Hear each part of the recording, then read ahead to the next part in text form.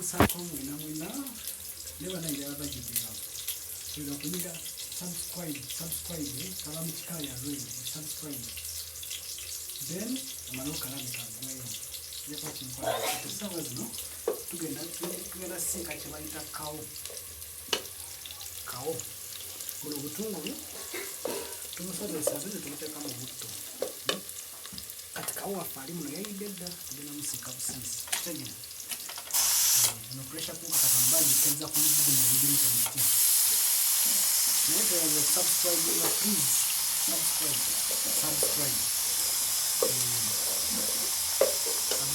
nga ekyo kinyume ate obutungulu obulaba tubuleka tekusiirira nnyo ate tobusuma nga bukyali mubisi nobuleka ne bubanga omumukiriramuko era wobulaba waggulu kati engeri ki nti bunaatera okumyukiramukirira nga tujja wano nga tusala olindeko wano buno mulaba nga tumusala bulungi nnyo nga wetegereze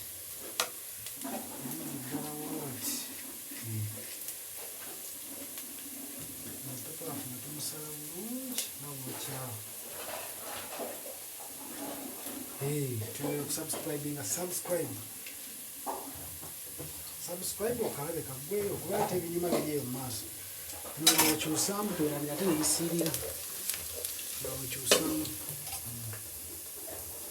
saasaatawaafu bulungi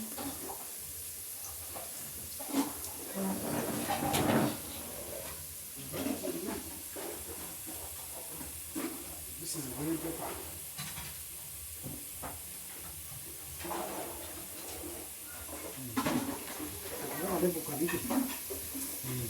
tebisirira sibya white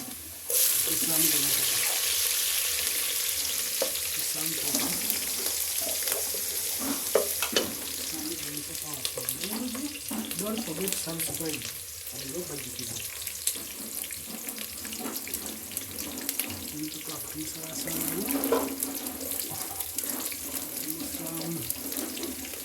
tugenda twerabira tuli mukusika kyebayita kawo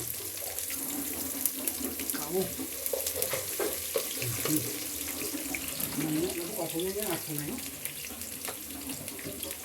atugisalaasala bulungi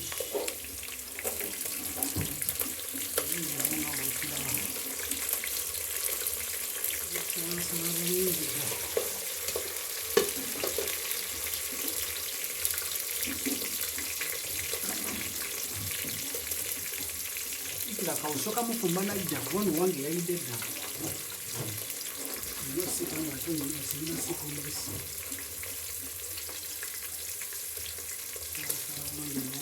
bulungi ddala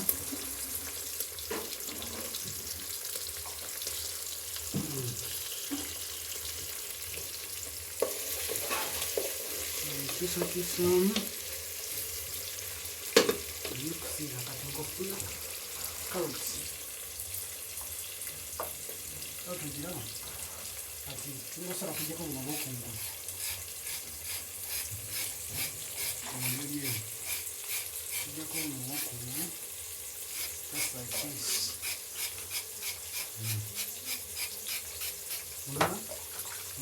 ng'oginazaako bwogyozaako si muganda kale ngaokola kyonna kisoboka okugirongoosa ofuna nze kanakakazaako enyina nkayitira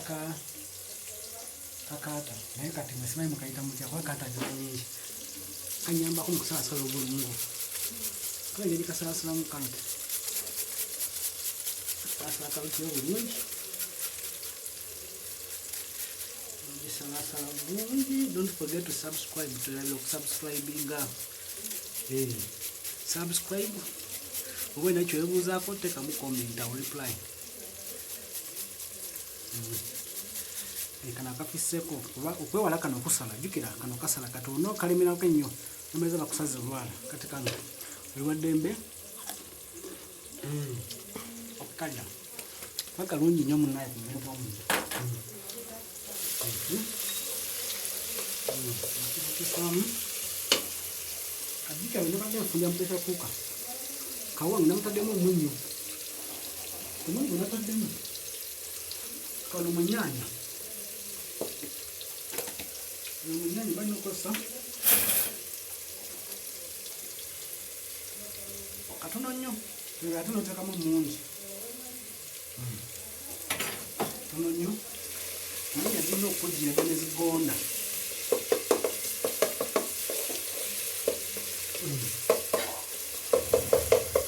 N'okujja ne zigonda kati ziyinza okulwawo kati weyagazanguwe ofuna liidi ekisaanikira oba kava kisinze ku ntegeerayo kisinze engeri gyoba kitegeddemu nosonga amanyi siri muganda kati eryovuma omuntu nga sigenderedde nobikkako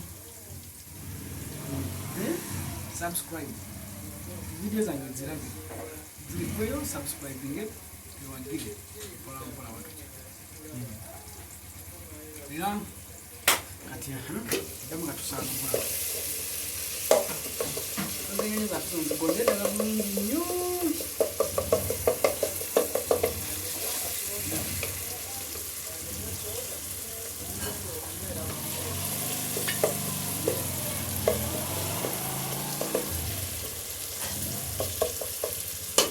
Zamulira 5 seconds. Pressure cooker era bagikozesa mukimanyi ino okuba okugigula n'okukakasa nti ewulidde ate mu pressure yonna. Then you open your pressure cooker like this. Not any pressure cooker, whatever you set, pitch it a chin of them. No, you cow off. I then we to be no college of Sika. Gonna must sit down. Never eat the wound in you. I'll answer just to know. I didn't go with the angular. You eat the wound, you're ready. Cut in. Awono tomunywa mu supu waayo so kanobanga musingeja mu katono to get the other taste funo okuba kusika ekintu nga kiwooma so kumusamu then you stir ngotabula mukyusamu ku muliro mutono kuwono kawaba kwata wansi mu gubo mungi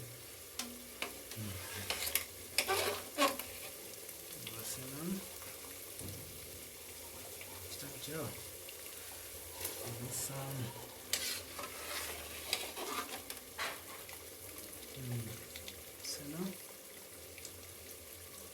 don't forget to subscribe. Almost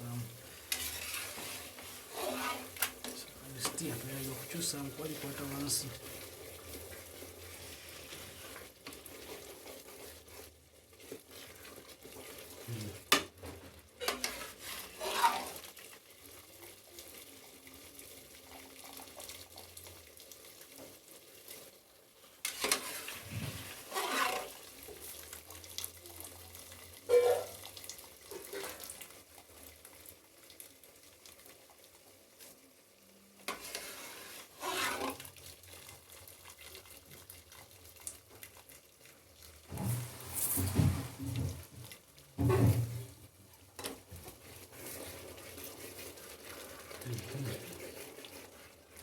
Chibwa ekindi byonna wera byonna bizito byonna biringa sukatu kale twaddemu ddobo obusooka tebisigadde olibaddembe watu osamu nokwata sepiki abadde mubalamu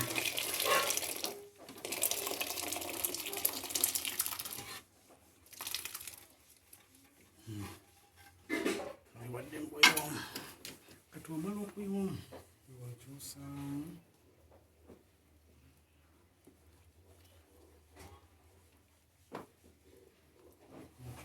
katono test kebera testinga kunene binakinze bomu mutono bangi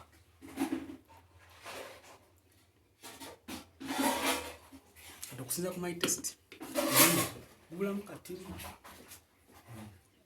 according to my test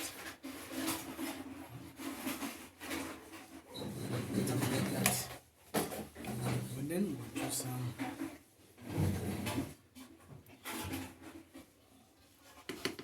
katwana umanyi buli omu akozesa obunzaali wanjawulo buli omu akozesa obunzaali wanjawulo tizenanze I'm gonna use this. Take a mukona koyaga. China uzi.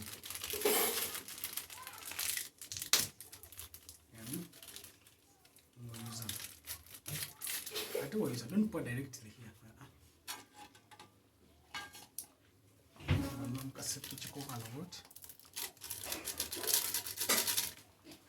You're gonna excuse me. Let me turn cold water.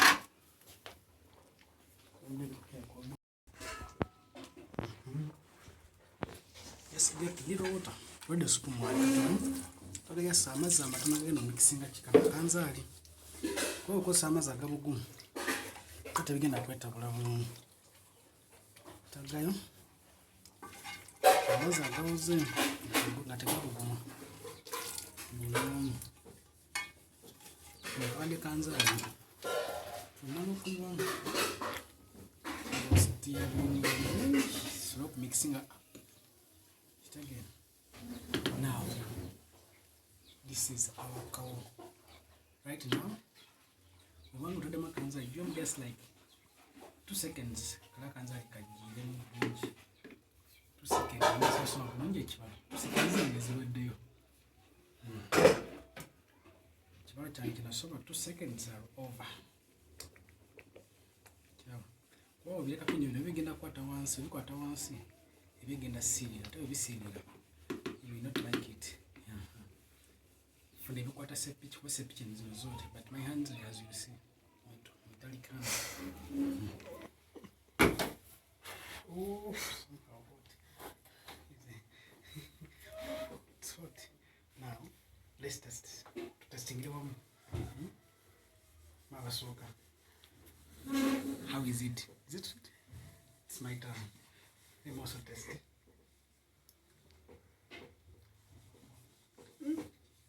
I prefer cow to chicken. Very sweet, delicious. Nice time to them.